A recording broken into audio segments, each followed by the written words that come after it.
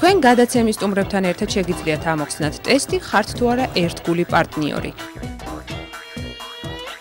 უპასუხეთ შეკითხვებს და უშედეგოდ ნუ დატოვებთ ნურთს ტესტს, ნურთს თქვენი პარტნიორისას მისი ერთგული იყოთ. თქვენ გინდათ სახლში ყავდეთ კატა, თქვენს მეუღლეს ძაღლი. რას იზამთ? კატას მოვიყვან, ძაღლს მოვიყვან, არც ერთს. არ ვიცი, ეხლა მაშინ თუ ეს სამი ვარიანტიდან არის ასარჩევი, მაშინ ვფიქრობ, რომ მე მესმის რატო შეიძლება გაღიზიანებდეს კატა. იმიტომ რომ ჩემს ირგვლივ ძალიან ბევრს არ უყვარს კატა. და ამიტომ ეს არ არის ტრაგედია. ძაღლი უფრო ისეთი მიღებული ცხოველია. თან საქართველოში რაღაცა ესე ხდება. და ბევრი თვისებების გამო მესმის. ამიტომ მაშინ ძაღლს რა თქმა უნდა. ჩემ აზრს გავითვალისწინებ პირველ რიგში, მაგრამ მე არ მინდა კატა, ჩემ მეუღლეს არ უნდა თაგვი. მე მინდა ძალიან ბავშვობიდან მაიმუნის ყოლა რა, რომელსაც ცოტა ხანში შევიძენ ალბათ რა. აი ეს არის ჩემი სიმართლე რა. როგორც არ უნდა უნდადეს, მეუღლეს ალბათ შევაგუებ იმას, რომ მე რომ მინდა მაიმუნი ოჯახში იქნება, პატარა შიმპანზე ალბათ, უფრო დაჩაზე რა. რატო არ მინდა, აბა რა, ერთად ვიქნებით მე და მაიმუნი. პატარა შიმპანზე გაზმანული ნაიკებში რამე არა ცუდი იქნება? კარგი იქნება, შიმპანზეების მეტი რა დადის ქვეყანაში, ერთიც იყოს რა. ხელში ჩაგივარდეთ თქვენი პარტნიორისთვის განკუთვნილი სასიყვარულო წერილი, რომელიც თქვენს გაცნობამდე მიიღო. როგორ მოიქცევით? გართობის მიზნით წავიკითხავ, წერილს დავუბრუნებ, თითქოს არაფერიც მომხდარა. არა, კაცო, დაუბრუნებ, რატო არაფერი მომხდარა? წაკითხით, არ წავიკითხავ, ხა რაში მაინტერესებს შიგნით წერია. დაუბრუნებ, რა შენი წერილი ჩამივარდა ხელში, თქო საიდანღაც თუ კითხე, გეტყვი და დაუბრუნებ რა. აუ, არა მაქვს იქ ჭია რა. ცნობის მოყარეობის ჭია 0 რა, დამიჯერე რა. გართობის მიზნით წავიკითხავ, იქამდე სანამ მივცემ? არა. არა, ნუ მაშინ ვითომ არაფერი არ მომხდარა. მაგრამ შემჭამს ჭია მოვკვდები. მაგრამ მესამე. როცა რაიმეს ყიდულობთ, ყურადღებას აქცევთ. ფასს, ფერს, ხარისხს. მხოლოდ და მხოლოდ გემოვნებას. თუ მევასა, ვყიდულობ რა. თუ არ მევასა, არ ვყიდულობ რა. გააჩნია, ეგ შეიძლება ხა გემოვნების ამბავში ფერიც იყოს და დიზაინიც იყოს და უშუალოდ მილიონი რაღაც შეიძლება იყოს რა. გემოვნების ამბავია რა, გემოვნებაში მომეწონა, ფას აღარ ვაქცევ ყურადღებას რა.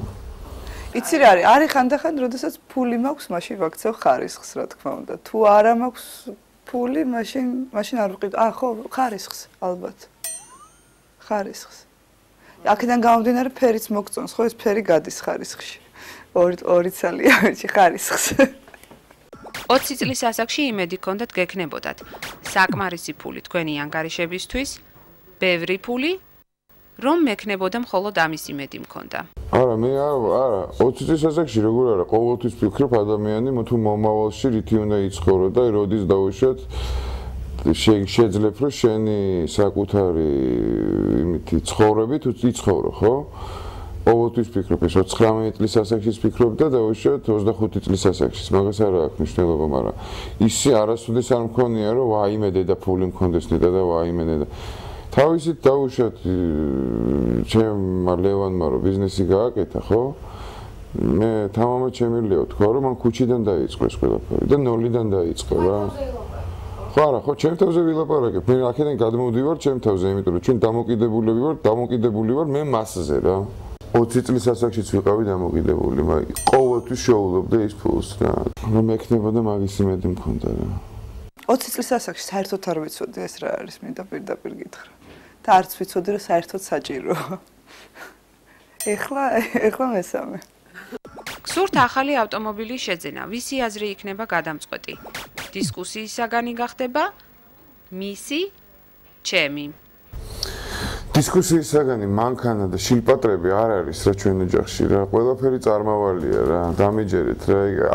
არაფერი არღის დისკუსიათ რა. მით უმეტეს მანქანა, მით უმეტეს ჟუაჭკა, იგივეა რა. დიდი ჟუაჭკაა მანქანა რა, რომელიც უნდა დაღეჭო და გადააგდო რა. გირჩევნია თუ ფული გაქვს იყიდი, თუ არა გაქვს არ იყიდი და ეგ იქნება რა. მე ხე შემიძლია ბენტლი მირჩევნია, როლს როის, მაგრამ ფული არ მაქვს და ვერ ვიყიდი. მაგრამ ამას ვიძახი რომ მირჩევნია რა. თუ ფული მაქვს ვიყიდი. რაც მირჩევნია იმას. და ნინოსაც იმას უყიდი, რას ურჩევნია. არა, მე ვენდობი აბსოლუტურად, იმიტომ რომ ისეთი რაღაცა რაც არ ვიცი მე და მე შეიძლება მომწონდეს რაღაცა მანქანა რომ ვილისი და გაირკვეს რომ ისე გამანვითარებს და ესეთი მოჭიდავეს და ამამსგავსებს სიტყვაზე, იმიტომ რომ ვიცი რომ ძალიან რთული სატარებელი. ამიტომ შეიძლება იმან სხვა რაღაცა შემომთავაზოს. არა, აბსოლუტურად არ ვიცი, იმდენად ვერ ვერკვევი ამაში რომ თუმცა ვიცი რომ ავტომობილი ძალიან ბევრ პრობლემას ხსნის და საჭირო ნივთია. მეორე აუცილებლად ხო. მერე როცა მე თვითონ ჩემი აზრი გამიჩნდება, შეიძლება როდესღაც და თან თუ საშუალებას მექნა ვიყიდო ის მანქანა, რომელიც მინდა. თუ შეხვდით ადამიანს, რომელიც მოგეწონათ, პირველი იწყებთ საუბარს, ელოდებით სანამ დაგელაპარაკებათ, ქმნით სიტუაციას, როცა გაცნობა გარდაუვალია. არა, მაგას მაგ სიტუაციას მესამე გამორიცხეს, წითელი ხაზი გადაუსწრდა. ალბათ უფრო მეორე რა. პირველ რიგში უყურებ თვალებში რა. ადამიანს. და ის თვალები პასუხობს მე ეს ადამიანი გასაცნობია თუ არ არის გასაცნობი, დიალოგში არის შესაძლებელი მასთან თუ არ არის შესაძლებელი. რა ვიცი, ალბათ მე თუ ეს მე ჩემგან მოდის, ამიტომ ალბათ მე არ ვიცი. რაღაცა არ მიფიქრი ამაზე. რაღაც და არც ალბათ ყოფილა რაღაც ან მე დამიწყია საუბარი ან სხვას დაუწყია საუბარი, მაგრამ არ დამიფიქსირებია როდის რა მოხდა. ხშირად ლაპარაკობთ იმაზე, როგორი სიბერე გინდათ. არაერთხელ, არასდროს, იშვიათად. მე მგონი მე ვიტყვი რომ ეს სიბერე არ მექნება რა. მე ვერ წარმომედგენია ჩემი სიბერე რა. სულიერ სიბერეზე მახლაპარაკე. კი, მიფიქრია. ერთადერთი რაც მე მინდა რომ არ ვიყო ზედმეტი იმ სიტუაციაში, სადაც ვიქნები. ბებერი. ზოგ-ზოგი ერთები თვლიან, რომ თქვენ ზედმეტ ყურადღებას იჩენთ თქვენი პარტნიორის მიმართ. ნუ უსმენთ სხვებს, დარჩით ისეთი, როგორიც ხართ. თქვენ არაფერს იშურებთ იმისთვის, რომ საყვარელმა ადამიანმა ბედნიერად იგრძნოს თავი, თუნდაც ამ დროს თქვენი ინტერესები ილახებოდეს. გირჩევთ უარის თქმა ისწავლოთ. თქვენ ვერ გიწოდებენ მოსახერხებელს ან მორჩილს, შეყვარებულს. შესაძლოა ამიტომაც უყვარხართ. თუ მთელი სერიოზულობით ვერ დარწმუნდით საკუთარ ერთგულებაში თქვენი პარტნიორის მიმართ, ჩათვალეთ, რომ ეს მაესტროს თამაშია.